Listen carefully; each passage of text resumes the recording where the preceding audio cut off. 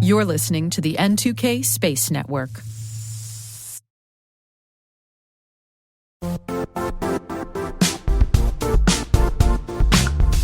Don't struggle to align your organization's cybersecurity with business risk. Get the only solution that goes beyond reacting to threats with vulnerability and risk monitoring. You need the next evolution of MDR, and only Critical Start delivers it. Critical Start doesn't just monitor and respond to threats. They put you in control by detecting suspicious activities, quickly responding to contain threats, and identifying your most critical assets and protecting them against vulnerabilities and exposures. With continuous visibility, expert guidance, and measurable risk reduction, Critical Start has redefined what it means to manage cyber risk. Demonstrate provable security maturity to your leadership while positioning your program to achieve the greatest risk reduction per dollar spent. Stop fearing risk and start managing it with Critical Start. Visit criticalstart.com and request a demo today. That's criticalstart.com.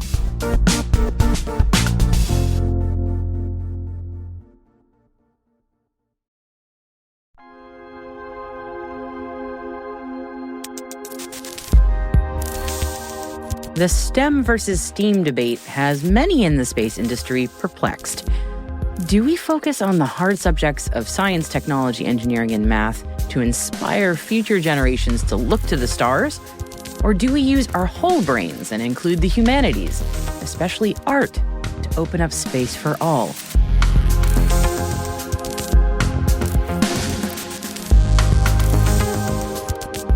Welcome to T-Minus Deep Space from N2K Networks. I'm Maria Varmazes. As an artist and a space fan, I cannot begin to express just how excited I was to speak with retired astronaut Nicole Stott. Nicole is an astronaut, aquanaut, artist, mom, and author of the book Back to Earth: What Life in Space Taught Me About Our Home Planet and Our Mission to Protect It. Nicole spent 104 days in space as a crew member on both the Space Shuttle and the International Space Station. But it's not her time as an astronaut that I really wanted to speak to Nicole about. Nicole used her downtime in space to paint a watercolor in microgravity, which is now on display at the Smithsonian Air and Space Museum. Her work as an artist has inspired many, myself included, and she has used her platform to connect with children around the world through her foundation, Space for Art. The foundation aims to unite a planetary community of children through the awe and wonder of space exploration and the healing power of art. This is her story. I'm Nicole Stott. I am a retired NASA astronaut and aquanaut. I am an artist, which I hope we'll talk more about today, and author, and most importantly, a mom. I love that. That's so great. Nicole, thank you so much for joining me. As a mom and an artist who is interested in space, I could not be more excited to be speaking to you because the one thing we have in common is we both love watercolors, clearly. I just would love to hear from you about your experience painting watercolors in space, just to start with. We're skipping over your incredible NASA career. No, please. It's I'm sure you've talked about it so many times. I'm really curious about the art. So let's dive in there. And I love it. I love the interest in that too, because I think, when it all comes down to it, I think we should all be using our whole brains, right? And what I've discovered of my other astronaut colleagues and people along the way in what you would think of just as a technical world, there is so much art and creativity and I don't know, going on in all of these people that sometimes just doesn't get acknowledged the way it should be. So I'm thankful. I did get to paint in space. I painted with watercolors. It was something I wouldn't have thought to do myself. So I am very thankful to my friend Mary Jane Anderson, who was one of the folks that helped us pack our stuff to take to space. And, as astronauts, I think we're so wrapped up in, okay, I want to make sure my checklists are right. And I want to make sure I've, got whatever I need while I'm there. And that I'm taking things, like my son's little stuffed animal and things like that. But I wasn't really thinking about what I would do in my free time in space. Because I guess I didn't really even acknowledge that there would be free time. Yeah, I could imagine that. It's kind of, you're so busy getting ready. And I'm thankful to Mary Jane for just encouraging me to bring something that I love doing on Earth with me. So it was very last minute, very, okay, I'll take watercolors, and no big plan for how I'd do it or how I'd use it after retiring from NASA or anything, but very thankful. And it is absolutely one of the personal highlights to me of the mission. As you can imagine, you're not dipping your brush in a cup of water because there are no cups of water. You're dipping your brush into floating balls of water, and you have to keep everything organized because everything floats. And can I get really art nerdy with you for a second? Were you using tubes or pans? Like, what were you using? I'm so curious. No, I was using one of those little, it almost looks like a kid's kit of art, but it was like the little separate cubes of watercolor that, I mean, it was like a Grummacher, I don't want to quote but it's like one of the professional ones. It was a good brand. Yes. Yep.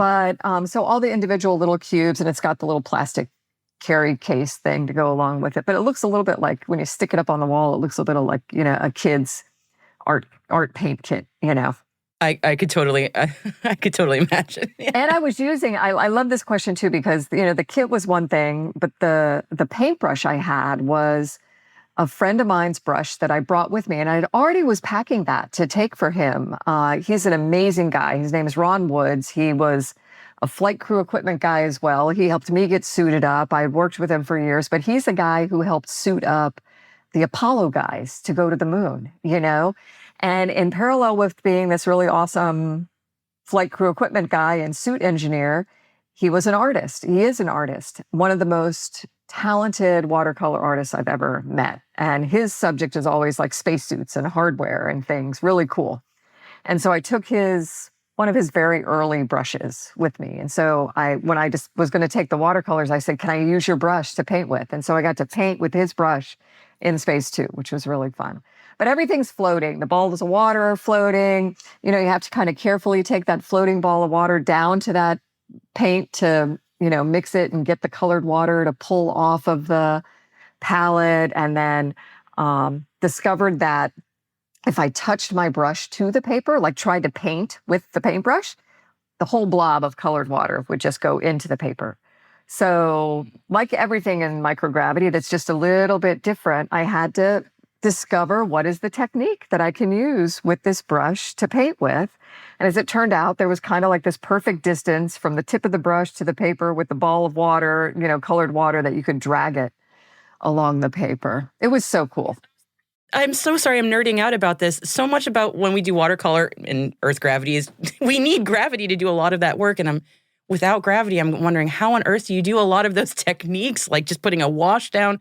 So yeah. That's so fascinating what you figured out. Yeah, that was probably the easiest, like just getting the whole paper wet. That was that was like the easiest thing. And then, but to actually paint, to like put any detail in it, because watercolors are hard anyway, right? Watercolor's a difficult medium to paint with and have it look anything like what, you want it to look like. But it was fun to discover that. And I wish I would have activated my brain cell to video the whole thing, to take a film of it, because I think it could have been a really cool way to just show what it's like to live in microgravity in general, where everything floats and you've got to keep track of your stuff and things behave differently. It's not more difficult, it's just different. And sadly, I didn't do that. So maybe someday I can go back. And on my second flight, I didn't even think about, we were there for 2 weeks and I didn't get to think about painting, so let alone even looking for my paint kit that somehow has gone missing. So I would love to find that. That's amazing. For me, as someone who I always travel with watercolors wherever I go. So when I saw your work, and I even think way back to like Alexei Leonov's colored pencil sketch, I'm never without my art materials. And I never related so much to anything in the space world than when I saw your work and his colored pencil sketch, because I'm like, that's exactly what I do. Yeah, it's putting the art or putting the human in human spaceflight, right? And art and all that's kind of the humanity of us. And we want to bring it wherever we go. And I love that you know about Alexei. And then you can just look historically all through human spaceflight and discover poets and musicians. And Karen Nyberg, you should talk to Karen sometime, who quilted in space. She quilted it. And now the work she's doing. And, photography, some people if you weren't a photographer before you got to space, you become one because you just want to capture all of that experience. And And then the people who came back to Earth after flying in space and maybe didn't do their art there, but, Alan Bean and his paintings. And I've got Al Warden's book behind me that is just this book of poetry about being an astronaut. And people don't think about it. They want too much to separate this whole STEM thing. I got nothing against the STEM, but we need to throw the A in, and maybe we just get rid of the acronym and just start encouraging the use of our whole brains in the way we teach our kids and the way we solve problems. I think it would be a better approach. I could not agree more. I feel very strongly about this, that, we are whole people. I've known so many brilliant artists who are also brilliant scientists and vice versa. There's no need to separate it.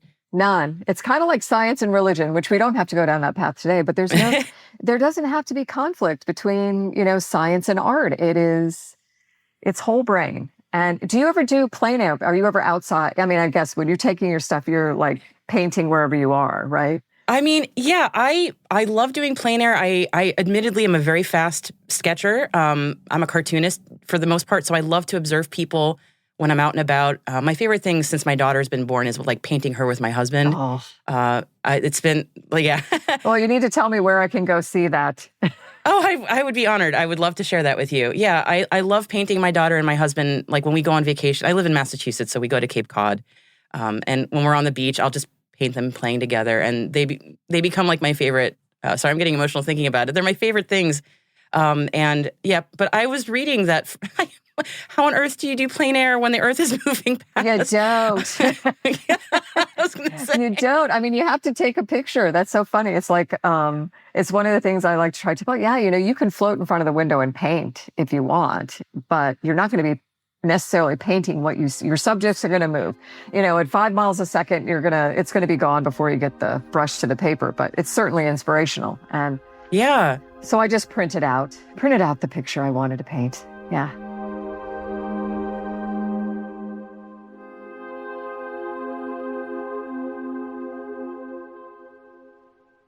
We'll be right back after this quick break.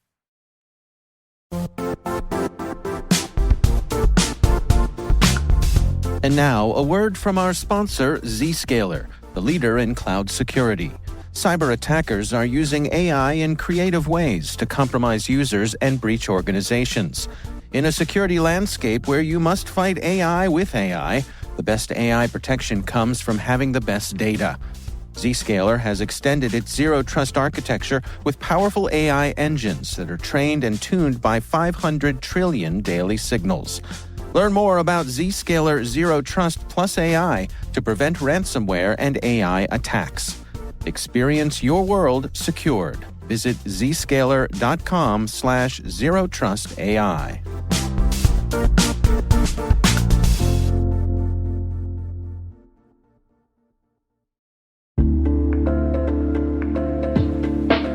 Hey everybody, I want to take a few minutes here and talk about our sponsor, Splunk. You need to keep operations humming around the clock, but potential disruptions are everywhere. Splunk helps you predict problems and find and fix issues fast so you can reduce risk and ditch downtime. The world's largest enterprises rely on Splunk's unified security and observability platform to become more efficient, resilient, and innovative. With Splunk, you can react quickly, evolve faster, and be ready for anything. Stay ahead of disruptions. Learn more at splunk.com/resilience.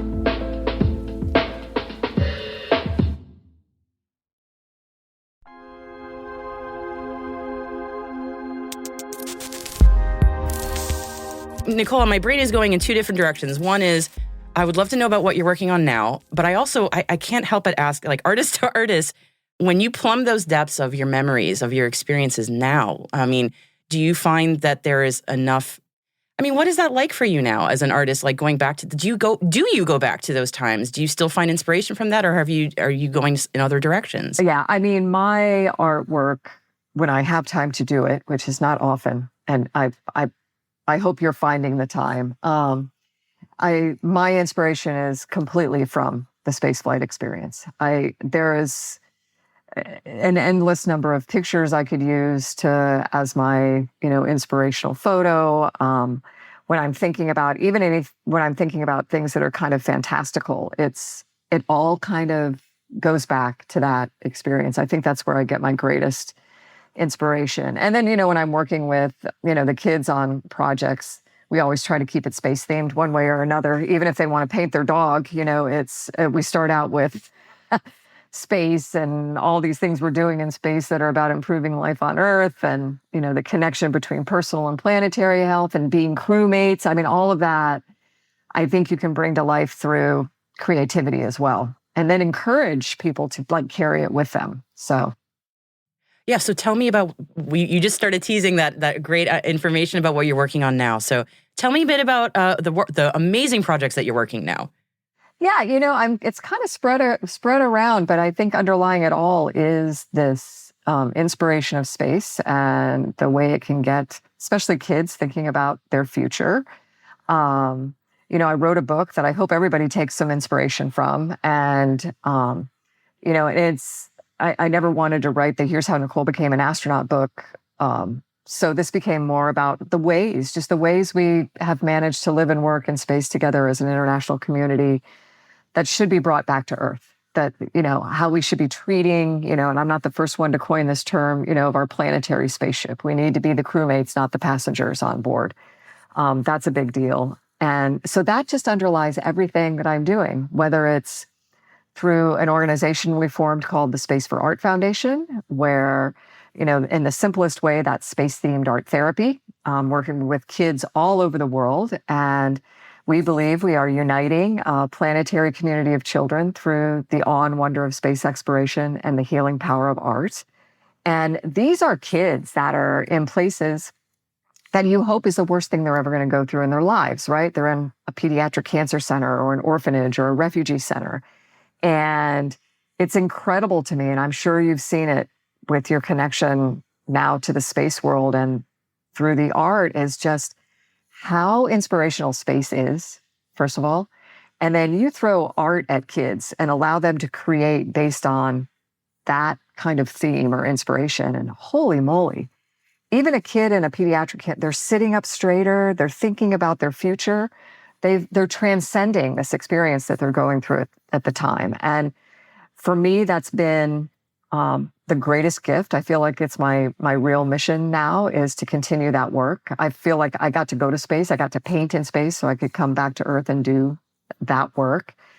And then a really beautiful extension of that I think, where we reach out to more than just kids is with my partner in purpose, Christina Korp. We're working with her organization called Space for a Better World, where we really, and talk about bringing it back to Earth, we really want people to understand all of the awesomeness that's going on in space that is all about improving life on Earth, and how every day embedded in our lives is the benefit of space exploration, and we believe, I think we could spend, a couple hours talking about this, but I think we believe that every, significant and even insignificant, perhaps, planetary challenge that we have could be solved in some way through what we're learning and benefiting from in space. So, Space for a Better World. And Christina will tell you that, the whole role there is to connect the space curious to the space serious, and somehow, again, bring that crewmate to life in everyone. I love that. Yeah, it's a great mission, and I've had the privilege of speaking to Christina in the past as well. It is such it is so needed. I can't tell you. Yeah, I'm sure you know better than I do, obviously. So, well, I don't know about that. I don't know. I mean, I'd like to think I would love it if you knew more than me, because I think it's important that everybody, I think we all need to raise our awareness of not just like the awe and wonder that's surrounding us every day, that really can lift us up to make us great crewmates, but we need to raise our awareness of where all of the gifts are coming from, all of the solutions are coming from. And, space is not this wasteful place. I think the media definitely misleads the general population. And, I think Christina would agree with me. I mean, I'm high-fiving the billionaires that are spending their money on space exploration. Because if you look at their motivation, it's all about improving life on Earth. They might not be the best salespeople or the best PR people for that underlying motivation, but man, you don't have to dig deep to discover it. And so very thankful for that. I hear you. I hear you. Yeah. And going back to also the artwork that you were talking about, working with children who are in some cases in just the pediatric cancer wards and giving them hope. And that's the one thing when I've done work with children on artwork, it's amazing how easily children connect and express themselves with art. I'm always trying to figure out, when does that happen as we become adults, that we lose that? And then we start bifurcating ourselves into this, I must be one or another. And is it, I mean, what happened? Why are us grown-ups so boring? It makes me so sad, And I don't know, maybe it's the same time we forget that we live on a planet. We have that art stuff and then we forget we live on a planet. There's such simple things that I think just underlie like all of what all of us have in common and how we can bring that together in the most positive way. And creative thinking is just, it's one of those that it does make me sad that, I understand the need for like the STEM movement, but the implementation of it, I think, just completely has been done at the expense of the humanities and the arts and the idea that this creative side of us has value. And we need to be reinforcing that, especially for our kids, where they might, I've seen this happen where, they set off on a path of wanting to be an artist, of wanting to be able to express ideas creatively. And then later in life, they discover some technical or science thing that comes from it. And the other way, too, somebody's very, thinks they just want to be a scientist or a technical person, and they discover art along the way. It's so awesome when we can keep those two things alive from the very beginning. And I don't think we should be discouraging either of them. And so I love your questions, focused on the art, because I think it really does allow, especially our kids, to bring their best to bear, to bring all of their talents, alive for all of us, for the benefit of all of us. Yeah. Yeah. Thank you. I'm a self-professed, like many people, I'm sure, space geek since I was a kid. But to me, what are we doing any of this for if we're not bringing our whole human selves to what we're doing? And, I've always been an artist. I'm an artist now. I'm trying to teach my daughter everything I know. And the idea of just only being part of ourselves as we try to become interplanetary, or why would we do that and then leave what I consider the ultimate human expression behind? Like, why? That doesn't make any sense. Yeah, it's like, and you think about it, it's like people try to separate it, and I'm like, okay, all right, think back. Even the scientists, they've been using art all along, like whether it's illustrations, like you say, or, if they had to, they could, I guess, just use all the ones and zeros that come back from Hubble or from Webb, right? I would take a lot of time to really decipher all the data. Instead, they purposely, what do? They throw like infrared cameras on and ultraviolet, and they have colors that are going to signify a temperature or a distance or a chemical. And because their brains process that better. And then we get the benefit of this really gorgeous, nebula picture. But embedded in that is a very creative, artistic way of bringing the data to life. And that's been going on since the beginning of scientific expression as well. And so I don't know. And the way we get support for the programs we want to do is by creatively, not falsely, but creatively telling the story of the science.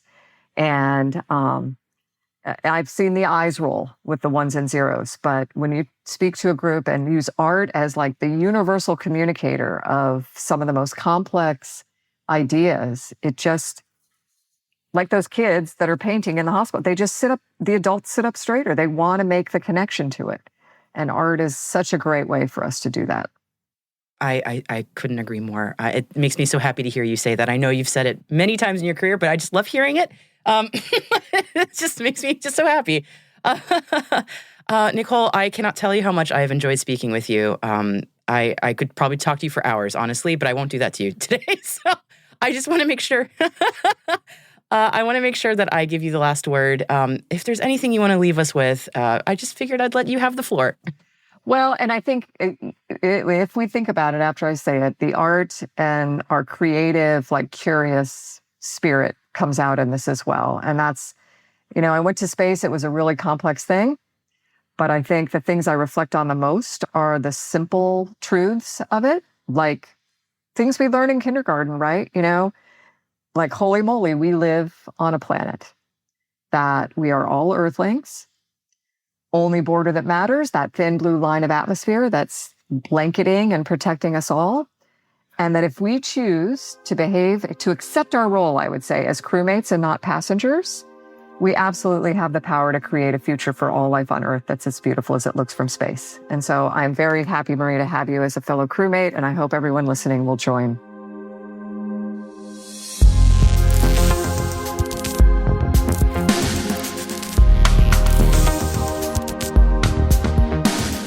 That's it for T-Minus Deep Space for April 13th, 2024. We'd love to know what you think of this podcast. You can email us at space@n2k.com or submit the survey in the show notes.